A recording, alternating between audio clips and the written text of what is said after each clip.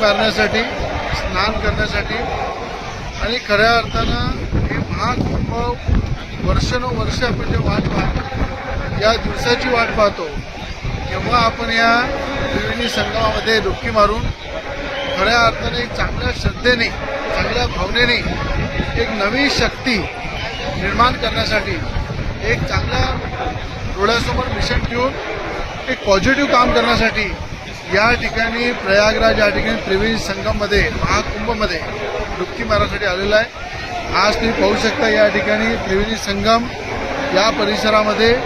सगळ्यांच्या सुख समृद्धीसाठी, सगळ्यांच्या भविष्यासाठी, सगळ्यांच्या आनंदासाठी खऱ्या अर्थानं मी गंगा मातेला प्रार्थना करतो की सगळ्यांच्या जीवनामध्ये आनंदमय वातावरण राहो, सगळ्यांच्या डोळ्यामध्ये स्वप्न पूर्ण हो आणि सगळ्यांच्या जीवनामध्ये ज्या ज्या गोष्टी त्यांनी विचार केलेला आहे, ज्या ज्या डोळ्यामध्ये स्वप्न पाहिलेलं आहे, त्या गंगा माता पूर्ण करो, हेच महाकुंभाच्या या भव्य शाही स्नानामध्ये गंगा मातेला मी प्रार्थना करतो आणि खऱ्या अर्थानं नमन करतो की या मातेच्या साक्षीने सगळ्यांच्या जीवनामध्ये आनंदमय वातावरण सुख समृद्धी राहो ही प्रार्थना करतो। जय गंगा माता, जय त्रिवेणी संगम, जय कुंभ महाकुंभ।